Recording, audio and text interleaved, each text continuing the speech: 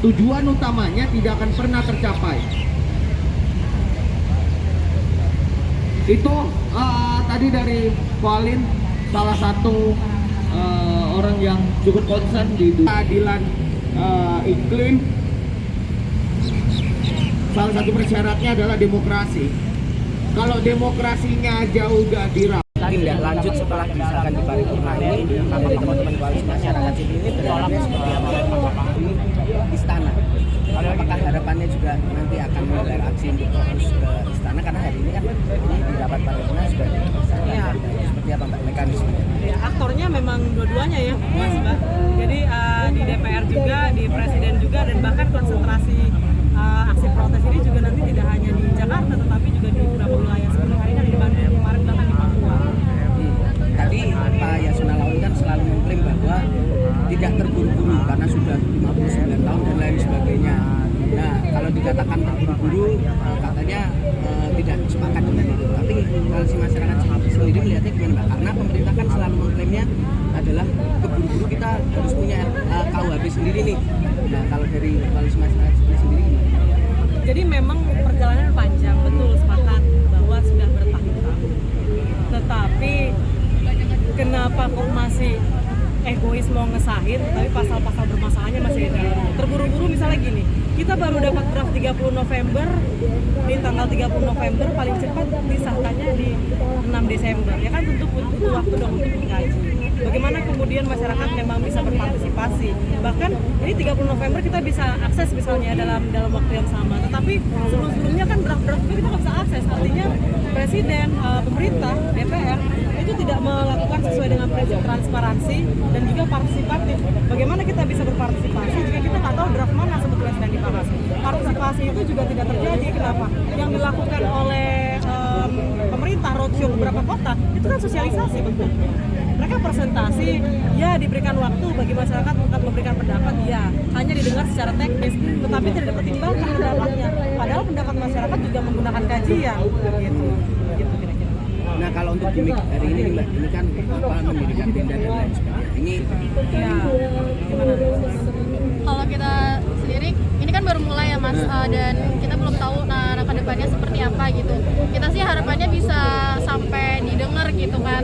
Ya walaupun kondisi emang udah disahkan dan teman-teman yang hadir di sini juga terus berdatangan gitu. Jadi kita juga akan lihat ke depannya seperti apa gitu untuk bertahan atau enggaknya.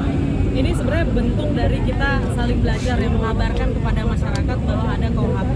Kita kan tahu akses informasi kita kan nggak merata ya gitu. Jangan-jangan yang tahu KUHP ini cuman warga sekitar Gatot Subroto, jangan-jangan begitu gitu kan. Nah jadi ini adalah bentuk supaya kita mengakumulasi bagaimana warga paham dan juga sebagai medium bagi warga menyampaikan pendapatnya. Wakil DPR nggak bakal nemuin masa aksi kalau mau Iya.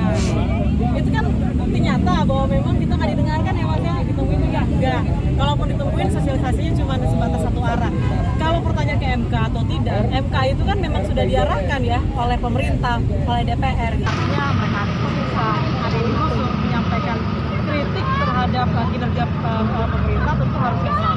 Nah, tapi nanti ke depan kritik itu akan dianggap sebagai penghinaan karena di dalam rumusan pasal di KUHP sendiri penjelasannya tidak apa ya, penjelasannya salah satu yang kita highlight adalah bersifat konstruktif. Pertanyaannya, dasarnya atau indikatornya konstruktif dan destruktif siapa yang akan menempatkan itu? Ya tentu aparat penegak hukum. Tentu adalah tergantung moralitas dari si presiden, wakil presiden, pemerintah itu sendiri. Saya merasa dihina atau tidak ada di sana. Nah, kalau misalnya selama ini diskusi kita dengan tim rumus, dengan DPR, dengan pemerintah, mereka selalu meng-highlight sebenarnya cara menyampaikan kritiknya sebetulnya. Nah, kalau bicara soal cara, masyarakat Indonesia itu kan sangat beragam. Indonesia itu ya dari barat sampai timur. Misalnya contoh kata, ketika kita mengatakan sebut kata kalian di Jakarta itu seolah terdengar tidak elok. Tapi kalau di daerah Sumatera kalian itu adalah hal yang biasa, kamu. Artinya kan beragam perspektifnya. Nah, kalau persoalan etika yang dipermasalahkan oleh pemerintah dan DPR, tentu harusnya sanksinya sosial. Itu masalah norma, bukan masalah pidana. Jadi kenapa etika malah berujung pada penjara?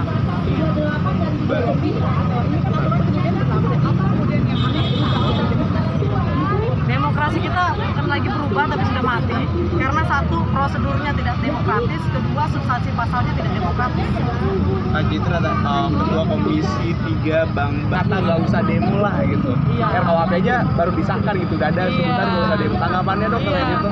Nggak usah demo lah misalnya gitu ya, karena di pasal di KUHP kalau demo langsung masuk penjara 6 bulan mas gitu. Jadi memang pernyataan-pernyataan para pejabat negara ini memang menunjukkan bahwa mereka tidak menghormati hak asasi manusia. Kalau selama ini mereka selalu mengatakan, oh kita cari jalan tengah yang pro sama kontra sama KUHP. Negara kita negara hukum. Seharusnya mereka tidak bertindak sebagai wasit. Jadi seharusnya berpihak kepada hak asasi manusia sebagai pilar dari negara hukum. Dalam arti melanggar kebebasan ruang privat ya. Jadi negara akan masuk. Ya tadi saya bilang kalau udah proses soalnya sosial harusnya nggak masuk dalam ranah pidana. Ini juga akan membuat lapas kita overcrowding karena overkriminalisasi juga. Nah soal kohabitasi, perzinahan dan lain sebagainya mungkin harus dicek juga ini warga negara asing yang ke Indonesia berlibur. Kalau mereka tidak bisa membuktikan bahwa mereka kawin secara sah bagaimana? Gitu kan? Karena di dalam hukum pidana kita menganut prinsip teritorialitas. Jadi setiap orang ya dalam negara ini mereka harus tunduk pada hukum pidana di sini. Nah jadi akhirnya nanti jangan-jangan aspek pariwisata kita malah menurun omsetnya. Itu misalnya kalau di bagian sana ya. Dan juga soal perzinahan dan kohabitasi ini juga menjadi pasal ancaman bagi korban kekerasan seksual. Nanti ketika mereka misalnya mau melaporkan atau memang sulit untuk membuktikan, kan itu kan sulit dibuktikan, mereka akan bisa dibungkam dengan menggunakan pasal perzinahan dan kohabitasi. Dianggap hidup bersama atau berhubungan seksual sebelum perkawinan bersama pelaku kekerasan seksual. Apa dilihat apa ya pemerintah bilang ini adalah pasal yang baik dan segala macam. Menurut aku baik di segi mana gitu. Kalau misalkan mereka sendiri nggak ada meaningful participation dari teman-teman dan cukup konservatif gitu, karena ya apa ya mereka nggak apa ya lihat di lapangan gitu. Maksudnya sekarang seperti apa kondisinya dan lain-lain gitu. Banyak teman-teman mahasiswa juga cukup kecewa gitu dengan hasil putusan kayak disahkannya RUU KUHP. Jadi KUHP ini tidak demokratis, konservatif juga, lalu juga merekolonialisasi KUHP Belanda. Saya kira itu. Oke.